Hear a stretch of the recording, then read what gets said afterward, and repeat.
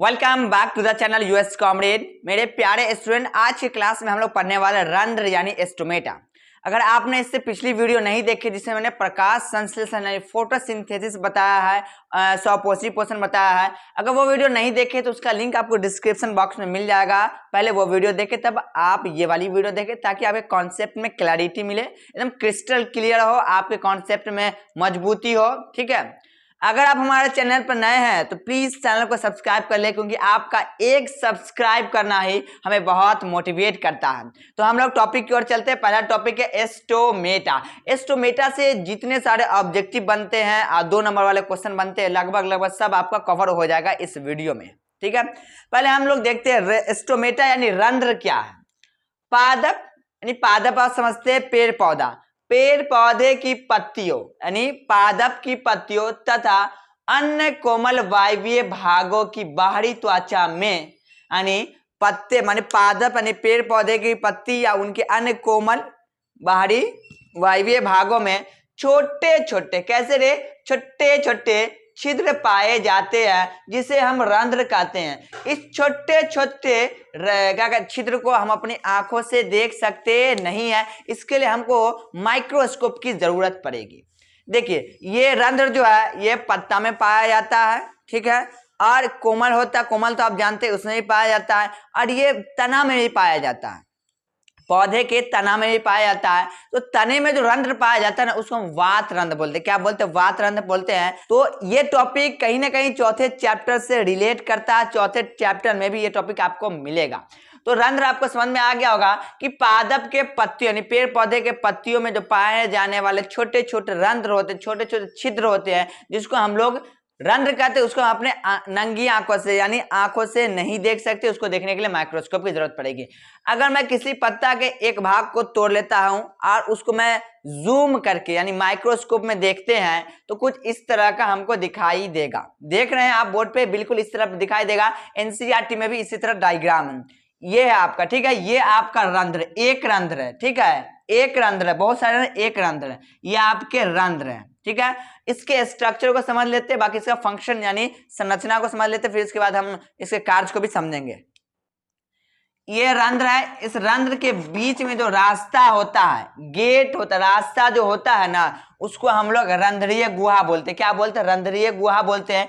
इसी वाला बीच वाले खाली स्थान से गैस आता है और गैस जाता है। अब बोले सर जी तो दिन भर खुले रहेगा तो कुछ चलावे या कुछ चल जाएगा, तो नहीं, ये बंद भी होते हैं और खुलते भी है। तो कब बंद होते कब खुलते हैं हम आगे बात करेंगे। अभी याद रखना है, एस्टोमेटा यानी रंध्र के बीच जो खाली स्थान होता है उसे रंध्रीय गुहा बोलते हैं। क्या बोलते हैं? रंध्रीय गुहा बोलते हैं। इस रंध्रीय गुहा से कार्बन डाइऑक्साइड, ऑक्सीजन, जल वाष्प का आन जान होता है, यानी आदान प्रदान होता है, विनिमय होता है। जल वाष्प आप समझते होंगे, भाप इसको बोलते हैं, जल का भाप बनाओ, ठीक है। तो रंध्रीय गुहा से कार्बन डाइऑक्साइड, ऑक्सीजन और जल वाष्प आते जाते हैं, ठीक है। यहां तक तो क्लियर आपको समझ में आ गया होगा, ठीक है। ये जो रंध्र है, ये रंध्र 2 कोशिका से घिरा होता है। देखना, ये एक कोशिका, ये एक कोशिका। इस कोशिका को रक्षी कोशिका या द्वार कोशिका बोलते हैं। क्या बोलते हैं? रक्षी कोशिका या द्वार कोशिका बोलते हैं। तो पूछेगा कि रंध्र किस कोशिका से घिरा हुआ होता है, तो आपको बताना है रक्षी कोशिका। किस कोशिका से? रक्षी कोशिका यानी द्वार कोशिका से घिरा हुआ होता है। अब ये रक्षी कोशिका जो है, इसका भीतरी माने अंदर वाला जो दीवार होता है, कौन वाला? अंदर वाला जो दीवार इसका होता है वो मोटा होता है। कैसा होता है इसका अंदर वाला दीवार? इसका अंदर वाला दीवार मोटा होता है। देखिए, ये आपका कोशिका है, इसका अंदर वाला ये दीवार, इधर से देखिए ये आपका अंदर वाला दीवार है, तो इसका अंदर यानी भीतरी दीवार, जो भीतरी भित्ति जो होती है वह मोटी होती है। तो बिहार बोर्ड में ऑब्जेक्टिव आ चुका है कि रक्षी कोशिका यानी द्वार कोशिका की कौन सी भित्ति मोटी होती है, तो आपको बताना है भीतरी भित्ति मोटी होती है। मैं लिख दिया हूं, रक्षी कोशिका का भीतरी भित्ति मोटी होती है। अब बाहरी भित्ति जो होती है, बाहरी जो होती है ना, वो पतला होता है। वो कैसा होता है? पतला होता है। तो यहां तक बात आपको समझ में आ गया होगा, ठीक है। रंध्र के बीच के खाली स्थान को रंध्रीय गुहा, ये एक कोशिका से घिरा होता है, उस कोशिका को बोलते रक्षी कोशिका, उसका नाम रक्षी कोशिका है, जिसके अंदर वाला भित्ति, अंदर वाला दीवार मोटा होता है, बाहर वाला दीवार पतला होता है। रक्षी कोशिका के अंदर एक केंद्रक भी पाया जाता है, ठीक है, और इसमें हरित लवक भी होते हैं, इसमें हरित लवक भी होते हैं। रक्षी कोशिका में केंद्रक और हरितलवक दोनों होते हैं, ठीक है। रक्षी कोशिका के साइड साइड बहुत सारी कोशिकाएं होती है जिसको हम लोग सहायक कोशिका बोलते हैं। क्या बोलते हैं? सहायक कोशिका बोलते हैं।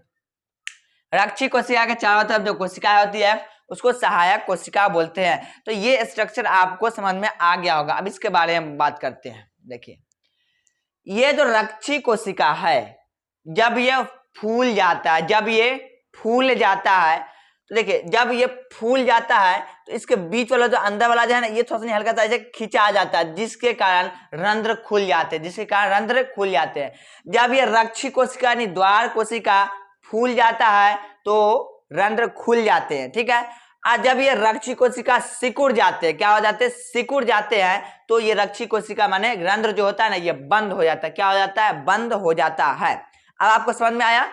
कोई चीज बाहर जाएगा, अंदर जाएगा, माने रंध्र यानी रक्षी कोशिका फूला हुआ होगा। इस केस में रक्षी कोशिका का माने रंध्र खुल जाएगा, इसमें से जो भी ऑक्सीजन, कार्बन डाइऑक्साइड, जलवाष्प जाना होगा वो निकल जाएगा, ठीक है। आज जब ये बंद होगा तो कुछ नहीं आन जान हो पाएगा, ठीक है। तो ये रंध्र होते हैं ना, ये सामान्यतः दिन में खुले होते हैं, रात को भी खुले होते हैं, लेकिन क्लास 10th में इतना ही सीखना है कि रक्षी कोशिका दिन में खुले होते हैं, ठीक है। सॉरी, रंध्र दिन में खुले हुए होते हैं। तो आपको यहां तक समझ में आ गया होगा। तो मैंने इसी बात को लिख दिया है कि रक्षी कोशिका जब फूल जाते, रक्षी कोशिका जब फूल जाता है तो रंध्र है ना वो खुल जाते, रंध्र खुल जाता है, ठीक है। और रक्षी कोशिका जब सिकुड़ जाता है तो रंध्र बंद हो जाता है, रंध्र क्या होता है? बंद हो जाता है।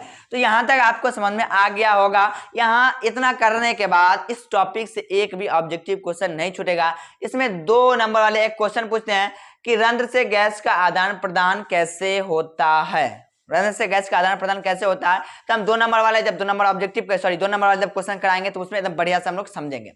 अभी रंध्र के कार्य के बारे में जानते हैं। रंध्र का कार्य, रंध्र से गैस का आदान प्रदान होता है। आदान प्रदान मतलब रंध्र से गैस का एक्सचेंज होता है, इनने से उनने जाता है, उनने से इनने जाता है, ठीक है।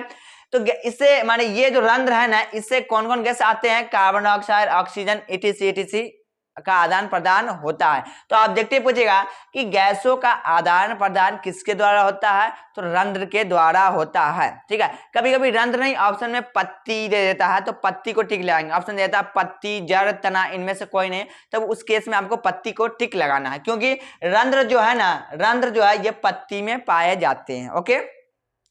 अब ये वाष्प उत्सर्जन का भी काम करता है। ये वाष्प उत्सर्जन क्या है? देखिए, जब ये जल को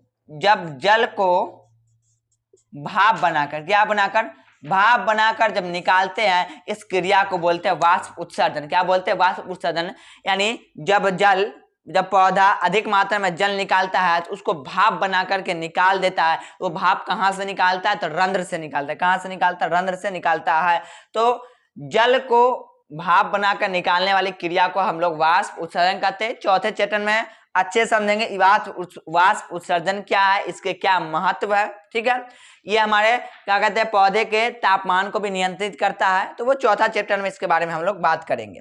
अब ये श्वसन भी करता है। पौधे में श्वसन कौन करता है? तो रंध्र करता है।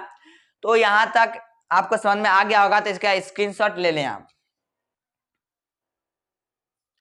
तो रंध्र के लिए इतनी सारी बातें थी जो आपके लिए बहुत इंपॉर्टेंट है। यहाँ से बहुत सारे ऑब्जेक्टिव बनते हैं।